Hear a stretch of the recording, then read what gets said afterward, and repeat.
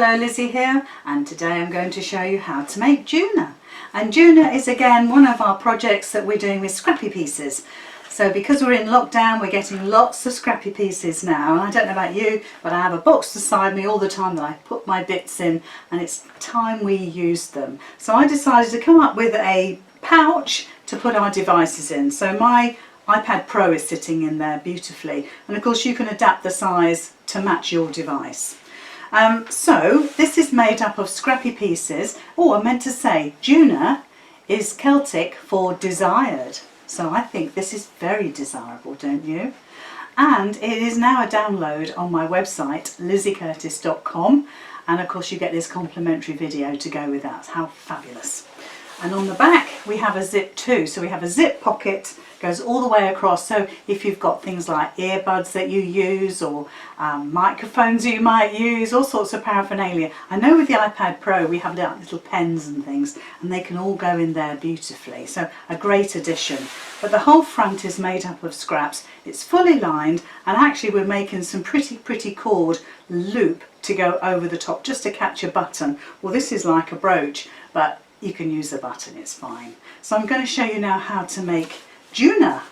Lovely name. So the first thing you need to do is bring up your ironing pad.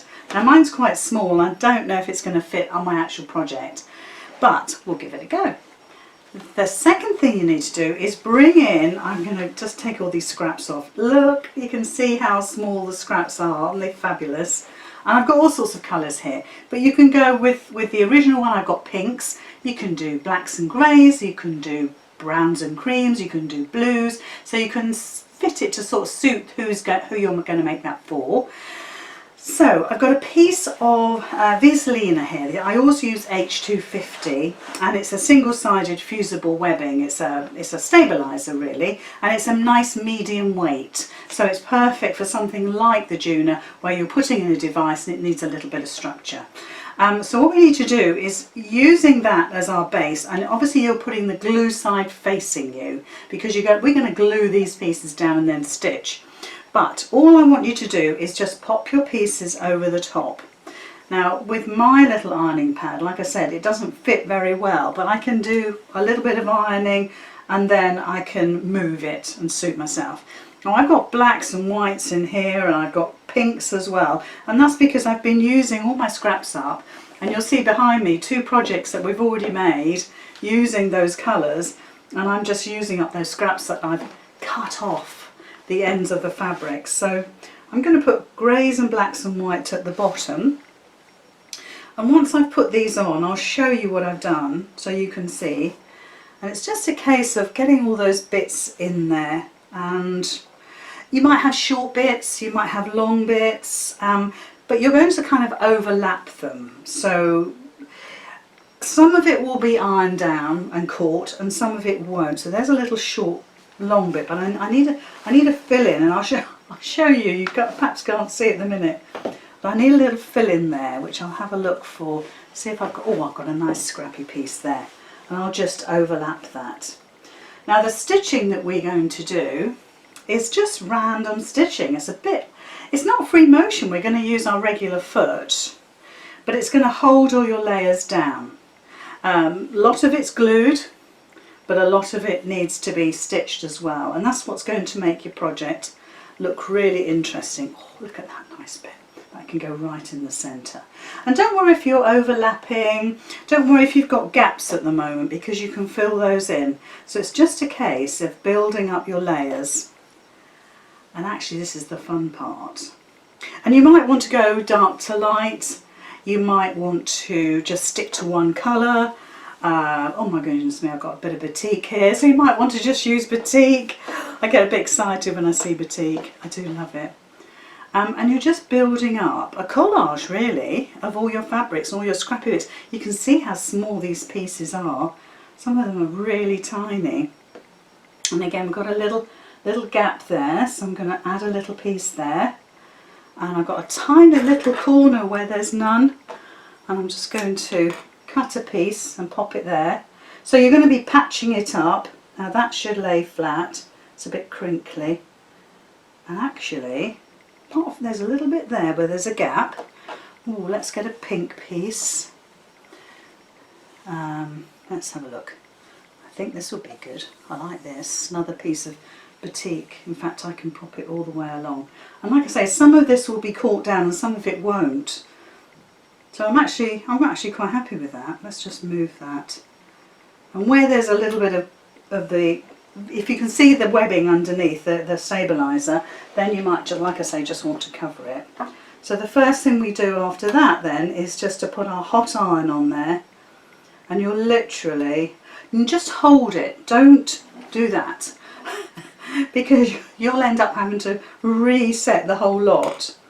So you're just tapping this down, just so all those layers will glue as best they can. Some, like I say, some will, some won't, but then the stitching that we do next will hold everything down beautifully. And quite honestly, I quite like that scrappy look where, you know, some edges, some of the raw edges are just poking up and they become even more frayed as time goes on. I like that. You may not, and you might want to cut your pieces absolutely beautifully straight and perfect.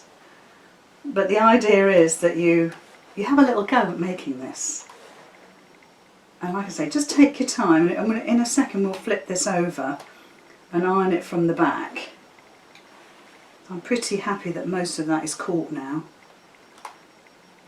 And a lovely hot dry iron, especially this little iron, gets so hot. Right, I'm going to flip it over. And I've still got loads of scraps left. Enough to make another one, I would imagine.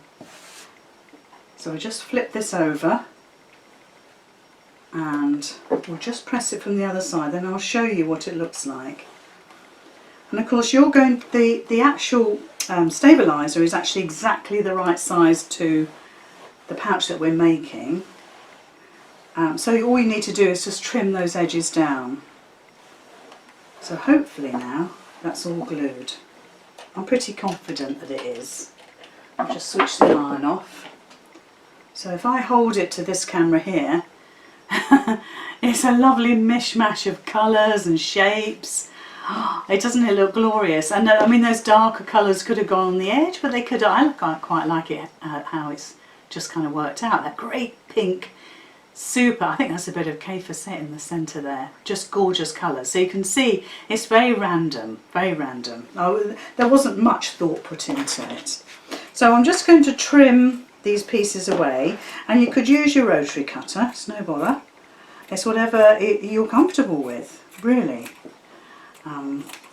Scissors is fine, and you don't have to be, you know, you don't have to cut right up to the edge.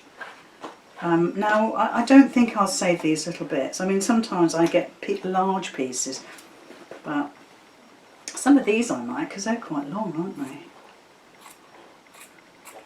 And it's a lovely technique to do this. And actually you could do lots and lots of fancy stitching. So I'm just going to do straight stitch, because actually my machine that I use only does straight stitch, although I have another machine that does fancy stitching. But I love my Juki so much, so I always use it. Now that's a little loose bit there. And you see this bit here is a little bit off the edge as well, so we'll just trim that away. There we go. And it's much easier, obviously, to have this all the right sizes when it's glued down, because you've got the edge of the violin. See that piece there? That's kind of loose. I might just stop it there because there's no glue there. If you've kind of run out of, you know, the glue part of the stabiliser, then just use a fabric glue just to hold it in place. And I think we're okay, because what we're going to do, we're actually going to stitch from the wrong side, because we'll be able to see the lines.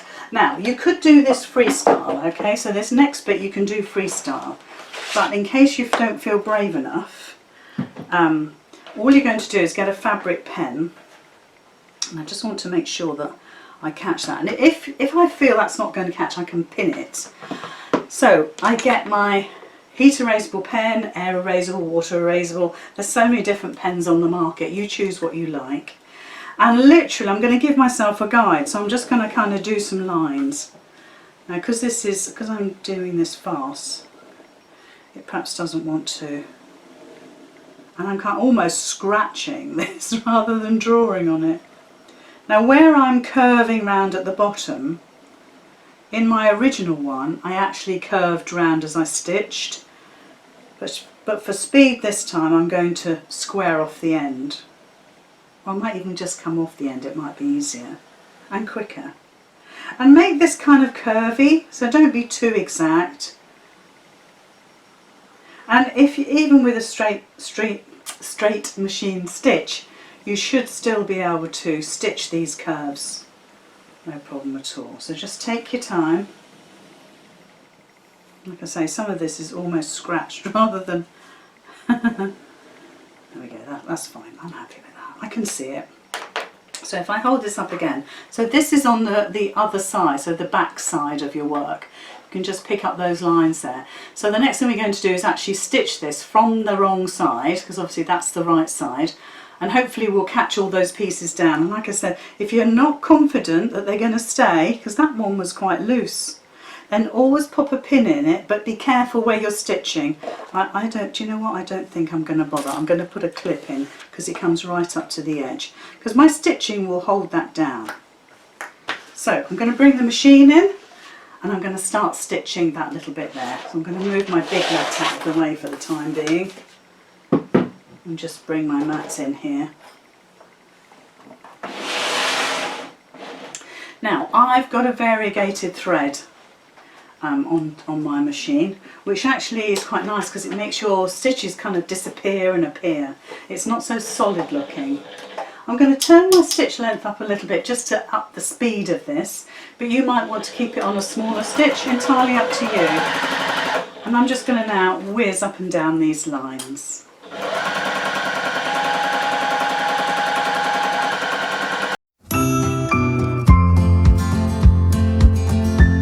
So a quick mention about my Gold Club. If you haven't joined already, there's no time like the present. Just pop to my website, find the link that says Gold Members Sign Up here, and then you have access to my Facebook weekly events, which is absolutely amazing. My girls love it. And of course you get the free patterns as well. So if you want more information, there is actually a video on YouTube that you can have a little look at.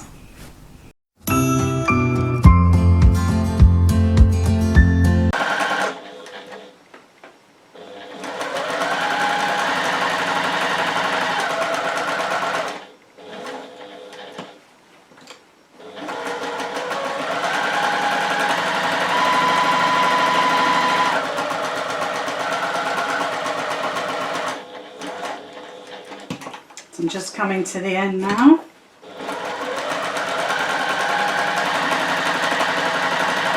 think I might just do one more row at the top.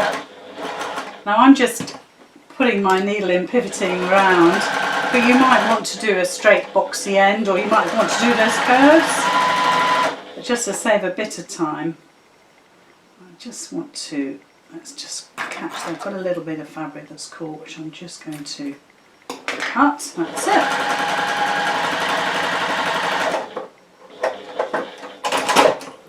There we are.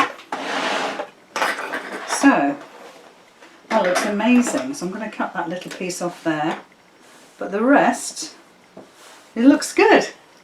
So that is now fully stitched. Now you can hardly see it. In fact, I don't think you can see it. If I turn it around, you might be able to see it. There we go. But don't forget, I'm using variegated thread, so there'll be lights and darks going on. You can just pick that up. If I put it to this camera here, you can see. And I haven't followed the lines definitely, but it's given me an idea. And if I flip that around, there we go, you can see some of it. And some of it is dark, some of it's light. And obviously that's intentional because it's variegated thread. Okay, so after that, now we've made the front, which is amazing, but now we have to put the pocket in the back. So I'll just bring all my other pieces in. That's my lining. It's gorgeous, isn't it? I do like a nice lining. So with our pocket, so that's our main piece for the back. Okay, I love tortoises. So there's our main piece, but we just need to cut. Now all the instructions for all the dimensions are actually on the pattern, so don't fret, I haven't left you in the lurch, everything is written down. So obviously that's our pocket, and obviously that's the top. So the first thing we need to do is to stitch that top part right sides down onto the right sides of the zip. Now I love to cut my zips, and if you've seen me before you know this to be true. I cut my zips always far too long, so if I hold that up you can see it's massive. It's a good probably 2 inches too long either end, but that's good for me because if I move that down a little bit it means that I've got my zip slider tucked right out of the way. I don't have to think about it. So let's get the machine in. Right sides together then, let's get the tortoises going the right way. So right sides together on the right side of the zip, and we're going to stitch on that outer edge just like we would normally do. I've left my variegated thread in because we're going to do some top stitching. I'll turn my stitch length down a little bit now. So yes, and now I've got my zipper foot on. I had it on all the time, but I didn't need to have a 1/4 inch seam allowance or anything like that. So, and it's a nice little foot. You may want to put your regular foot on, but for this part you're going to use your zipper foot. So just cut that off. So that's attached the zip to our pouch pocket, so I'm going to top stitch that. Now you might want to press this little bit here so it's nice and neat, but I'm just going to stitch that down, and because we're using that variegated again you get that light dark look, which is I really love using variegated thread. There we go. So there's our zip installed. So I'm actually going to cut the ends off now. You might want to use your paper scissors or your kitchen scissors to do this. It's a nylon zip, it's fine, but I know some of us treat our scissors with great respect, which of course you should. So I'm just going to snip the other end. So now my zip is the right size. So if we get the actual backing of the fabric, and we're going to place our zip or our pocket as if it's going to be placed like that. So if I hold it up you can see that all my right sides are facing, and obviously we need to stitch that top part. So we've got the right side of the pocket showing, the right side of the zip and the right side of the back. But actually what I'm going to do is I'm going to take this end here and I'm going to flip it over. I'm going to flip it over so my raw edges meet.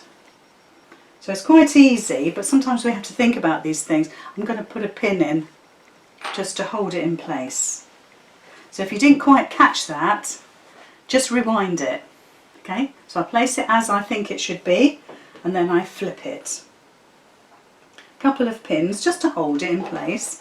So now I'm going to stitch the top of the zip down, and it's actually the other side. So where we stitched this half, I'm now going to stitch the other half on the other side of the zip, and I'm not going to top stitch this at all. This is just literally attaching the zip.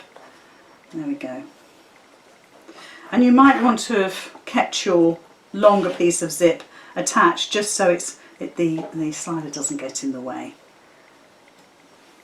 So just bringing the teeth of the zip together, I'm going to do a back stitch. Go a little way, just bring those teeth together.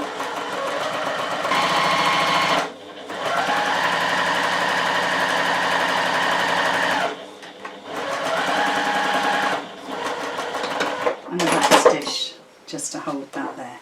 Okay, so that's actually stitched in place now, so I can take those pins away. So what I'm going to do now, so that's us top stitched along here. So all I'm going to do is flip that pocket back. So if I get hold of that raw edge again and flip it over, bring those raw edges together there, you can see that our zip is now installed. Can you see it there? It's installed beautifully. So just attaching the raw edges, I'm going to stay stitch it. You know I love to stay stitch.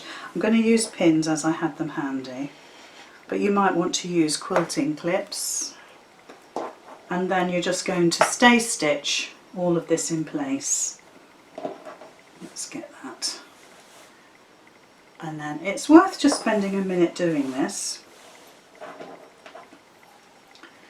I'll just move that zip out of the way. So bring the machine in and just tuck the teeth down so the teeth are neatly placed inside the pocket. And you're going to go over quite a few layers here, so just take your time with this and just help your machine along.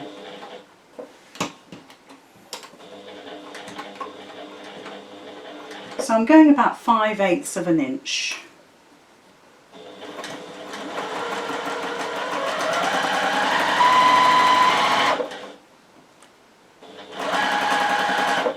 Not 5/8 of an inch, 1/8 of an inch. 5/8 of an inch is when you're dressmaking.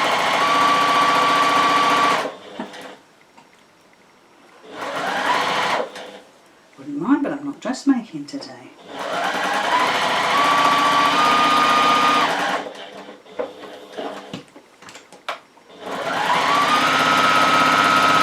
So you just stay stitching the pocket, nothing else. And as you come up to your zip again, just be careful because you're going all of that over those layers. Okay, so that's our pocket installed. Looks fabulous. Zip working fine.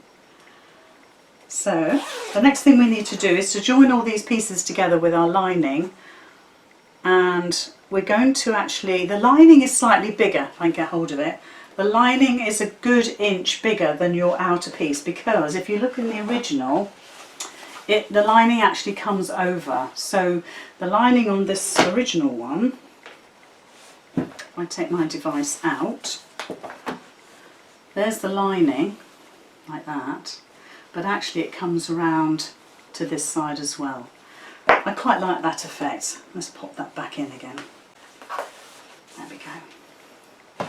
So before we do that, we need to do the cord. So I've got a piece of cord here. It's about 5/8 of an inch. I've done that again. It's 3/8 of an inch. I'm into 5/8 today. It's about 3/8 of an inch. 1/4 of an inch cording will be fine. This is just piping cord, and this is about 6 inches long. So what I want you to do is take some of the scraps, some of the pieces that you've used for this particular pouch.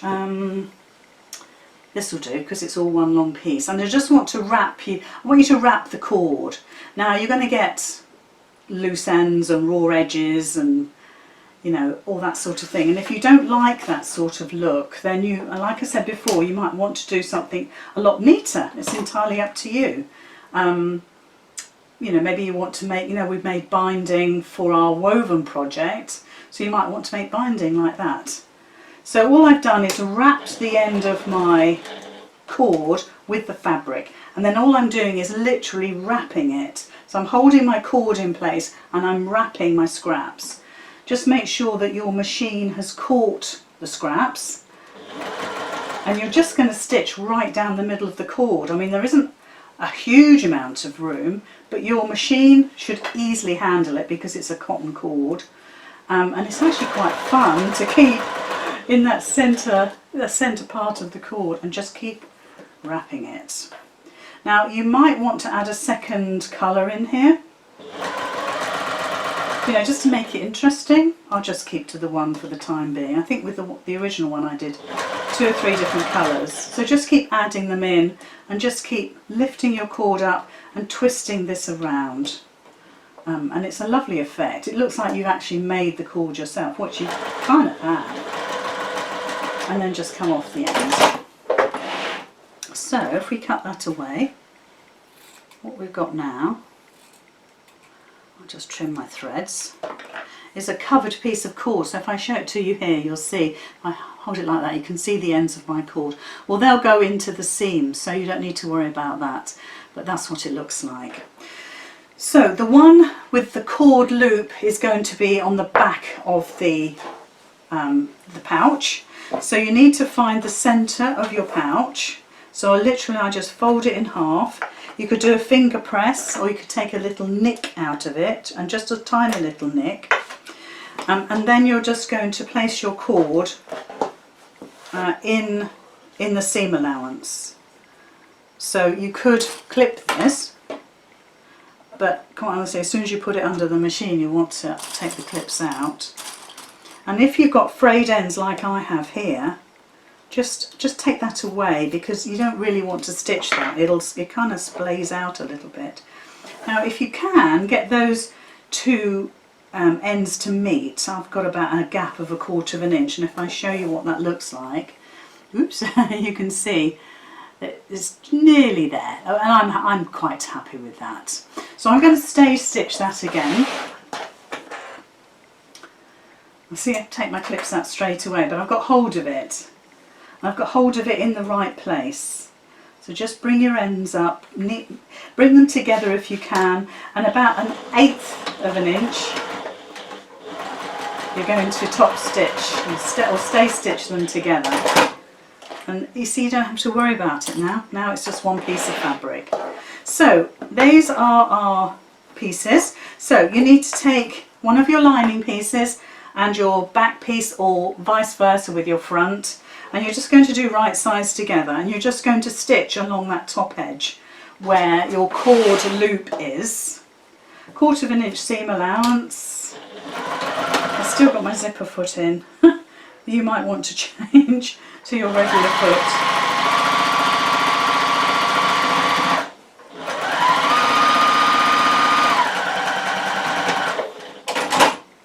Okay, that's one, and then here's the other piece. So it's right sides together. So there isn't a top and a bottom with the front, it's just the back. And you'll notice, even if I hold it up like that, that the lining is bigger, and that is correct. So let's just bring that in, and we're just going to do right sides together, stitching along the short end, any end, doesn't matter which, and about 1/4 inch seam allowance all the way. Okay, I'm just going to snip those threads. So what you'll end up with are two pieces that look like that. So that's your front piece with the lining, and there's your back piece with the lining. So now you're going to do right sides together of both of those pieces. So you might want to iron all of this so it's beautifully pressed. So right sides together. Now this is where, don't worry about anything else, but I would like you to get your seams at the top here sitting nicely together, because you're going to see that on the outside of your bag. So if you can, now you're not going to probably nest those seams, you can if you want, but I'm just laying them on top of each other, making sure they both go the same way, and do my best to keep those seams or the stitch lines perfectly lined up. So those are our two pieces now together. You might want to use your walking foot, and if you wanted to, you could actually put some wadding on here. I have chosen not to use wadding, but it's entirely up to you. And what we're going to do is actually going to stitch from this here, the corner where the short ends are, all the way along there, all the way up here, and we're going to leave the entire section of the lining undone. It just is easier for turning and finishing off, to be honest. And so let's just pop this under the machine. Like I say, you might want to have changed to your regular thread and your regular foot. Just whiz along this.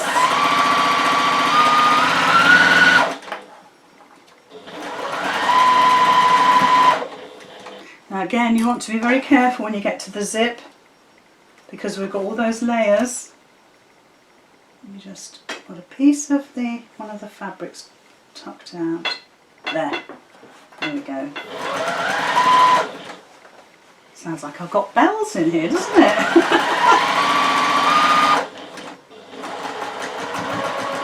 Just be careful over that zip. 1/4 inch seam allowance, and whiz down to the bottom.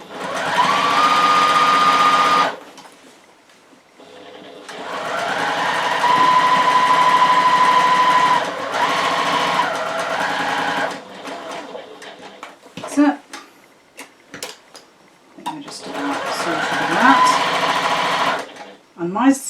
actual zip slider is right there, near there, so I'm just going to move that out of the way. I can feel it.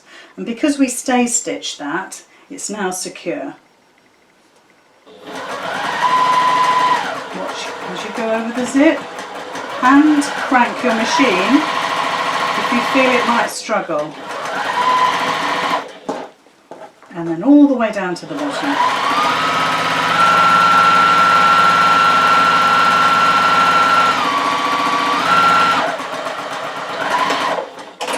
Okay, so all we have to do now is turn it through. You can snip those corners if you want to.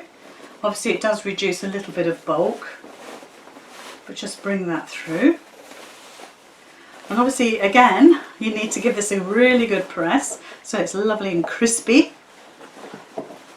And while we've got it in this state, I'm going to use my little blunt pokey tool just to push those corners out, because you won't have access to those again, so unless you use a pin you're not going to get those out. Okay, so give it a good press, and then what you're going to do is turn this bottom edge over 1/4 of an inch, stitch it along. So we'll quickly do that. So just turn over, I always turn over that first bit, and I kind of get that going, and then I just pull it along and it kind of grabs. Now again, I've got variegated pink thread in here, not ideal, but it's going to be in the lining so nobody's going to see except me. So I just then get the other end and just pull it, and those 1/4 inch seams should absolutely be perfect.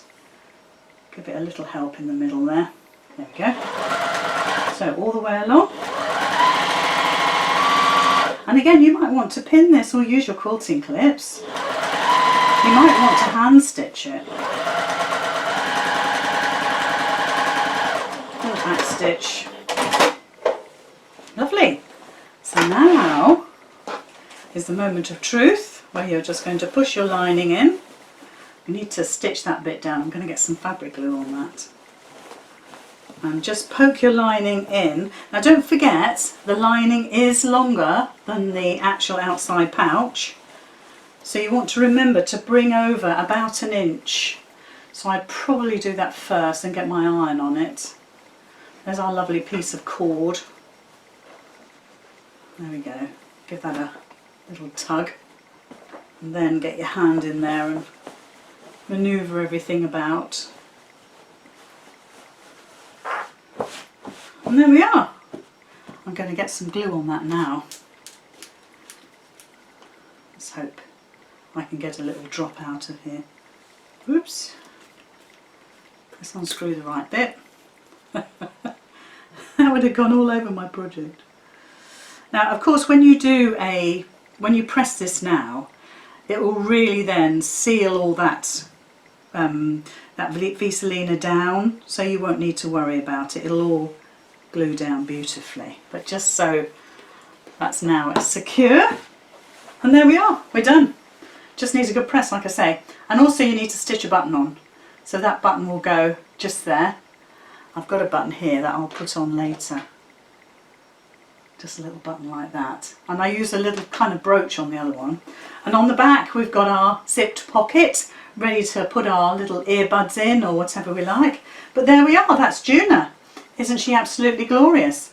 Now don't forget, this was one of my free patterns to my Gold Club members, and I don't know if you've ever heard of me talk about it before, but it is a great place to be. They do get 3 free patterns every month, and Juna is one of them. We've also got the bag here, the Juna Cheerio, and we've also got the weaving here. This month was scrappy month, so I've used all my scraps up to make the projects, and I think they're absolutely fabulous.